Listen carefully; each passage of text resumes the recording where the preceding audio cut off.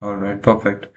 So starting an introduction about the paper of AFM and what it stands for really. So AFM, as you know already, is one of the P-level papers of ACCA, and this paper is one of the optional papers in the ACCA P-level. There are two types of papers, as you know, optionals, and essentials. Essentials is SBL and SBR. Optionals is again we have four papers in that we can choose two, and they happen to be APM, ATX, AFM, and AAA. So among the four, we can choose any two, and then two are essential, which we have to write, which is SBL and SBR. So today we are getting to understand about AFM, which is an optional paper at the P level of ACCA. And in this particular session, we are looking to understand the introduction about the paper and the exam. So that is what we are looking to understand in this particular session. To start off here, I have on the left side everything summarized for you in a very simple, easy to digest format. And in the right, we have the source from where I've made these simple points for you. The source is your AFM Essentials. This is a document you can find on the ACCA portal. It is called as AFM Essentials. In that, the entire paper is simplified in one particular slide or one particular document. And I've just simplified it on the left side in an easy to understand, digestible language. And this particular Excel file will be used for all the chapters. As you see here, we have chapter 1, and as we go forward, all the chapters will be here. And this can be like your simple revision notes, which you will use throughout for your revision. Okay, so this is about this particular Excel file, which is a very important document that you will use in your preparation. So starting about AFM right now and understanding the entire exam and everything related to the optional paper of ACC called as AFM. So we'll get started here for simplifying this here. So what is the purpose of AFM exam and why is this particular exam an important aspect of the ACCA qualification is because it developed the skills required of a senior financial executive or a financial advisor.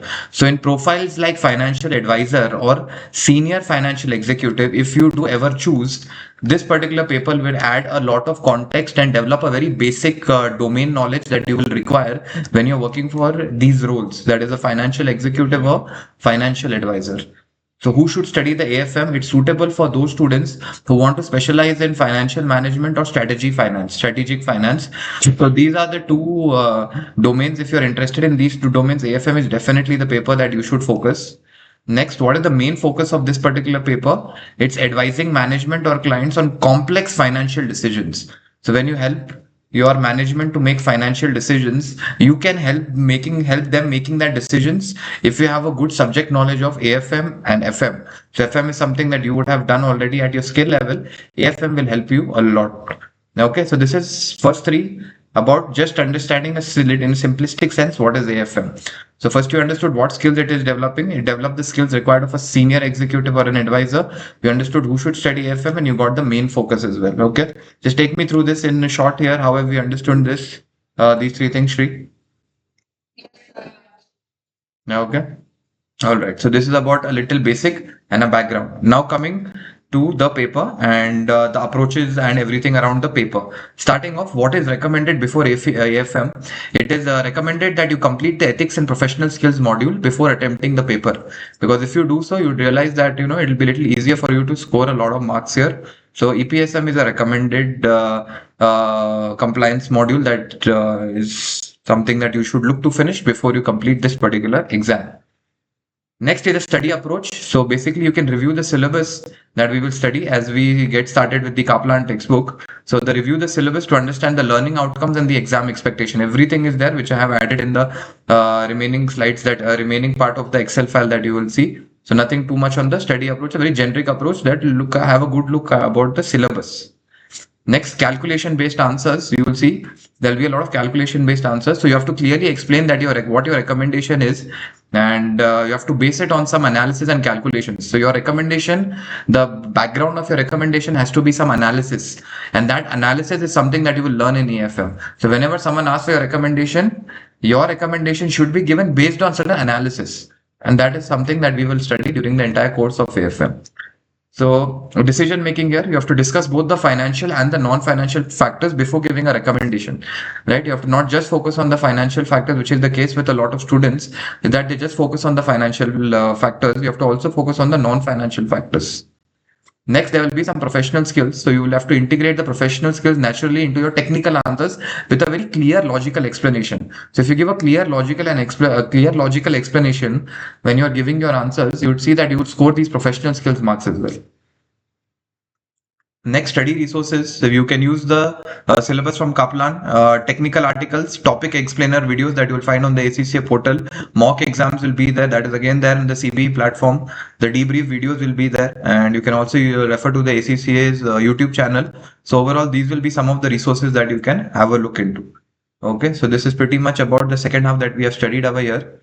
That is about the study approach. Your answers, you have to be good calculation based. You have to give financial, non-financial factors, professional skills you have to integrate into your answers. And as we solve questions, you will notice that.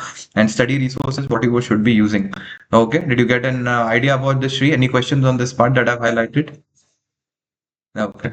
So that is all about a little background about the paper and a little understanding into how you can write your answers. Now, slowly, we are moving to the next part over here. That is the AFM exam format. So let's look into the AFM exam format over here.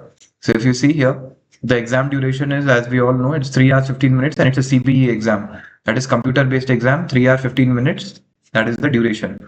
Then you have two sections here. You can see as I've highlighted. So you have section A and section B, which will to each be of 50 marks.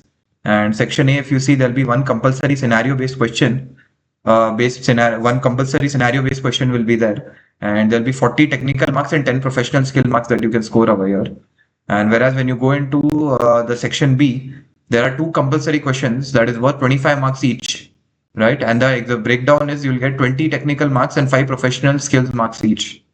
Okay, so that is pretty much the breakdown, what you can expect from the AFM exam in section A and section B. One compulsory question in A, two compulsory questions in B, and in the bracket I have given you the breakdown as well. And everything will be on the Excel file. Whenever you want, you can have a look at this Excel file and you will get the clarity. Total marks will be 100. All the questions are compulsory. Okay, total marks are 100 and all the questions are compulsory for you. So this is about your exam format. Okay. Is this clear, Shri? Any questions here? Okay. Slowly moving into the CBE practice platform here. So as you know, practice exams are there. You can attempt past practice and mock exams in the real exam environment on the software. And you can use the marking guides that will be provided and sample answers also to assess your performance. Moving on to some common AFM exam verbs that are most commonly used that you would observe is discuss, assess, and evaluate. Right? Discuss, assess, and evaluate. So these are some of the most common verbs that you would observe. The questions will be having, the requirements will be having these verbs. Okay, and finally, the professional skills marks as to how you can score them, which we'll be studying in detail. So there can be analysis and evaluation. So here you analyze the information and give a well-supported answers. You write the pros and cons. Commercial acumen, you have to exhibit your skills as a business owner, not just an employee. So even from an owner perspective, you have to understand how would they look at the business. Their perspective is something that you need to instill in yourself. Even though you are filling in the role of a certain employee, you have to have that clarity of how a business owner would think about this situation.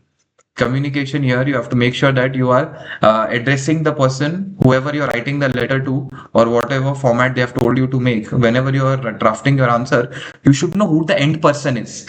If you're writing to someone who's from your field only, what you can make sure is you can use technical language, that's okay. But if someone is from a different field and they're just using your expertise, so you should break down your answer into sufficient detail so that you can give your knowledge in a very digestible form to them. Because you would have done ACCA, they would have not done ACCA. And because if you give them in a digestible form, it will create more value for them. And finally, skepticism. You have to go deeper here and you have to probe, ask questions. You have to not just accept things at surface level. Just because someone's told you something doesn't mean it's true. So you have to keep things at a deeper level and not just accept surface level answers or surface level point of views or surface level explanations. You have to go deeper when you're asking or you're questioning or you're looking into something. You have to try to be a little more deeper and be mindful that there might be instances where their management might want to mislead you or hide things from you. So for those reasons, you have to be alert during the audit. You have to keep your mind very alert and don't accept things at surface level. You have to go a little more deeper. And as we do the questions, you will see these in action. So that is a little about this particular professional skills marks. And this is pretty much about the paper introduction. I wanted to keep it brief, specific, crisp, so that you can get a good understanding. Okay. So you get an understanding of the professional skills, Yashri. Any questions? Okay, perfect. So that is all about the paper introduction. This will always be in the Excel file. I'll just share it with you, and you can also make your edits if you want to anything. And this is pretty much about a small paper introduction. The source being the AFM Essentials document, which you can find on the ACCA portal. Now, okay, so this is the source, and this is me simplifying it for you, and it'll be everything is saved on your Excel file, and I've named it AFM. I'll be sharing it with you shortly.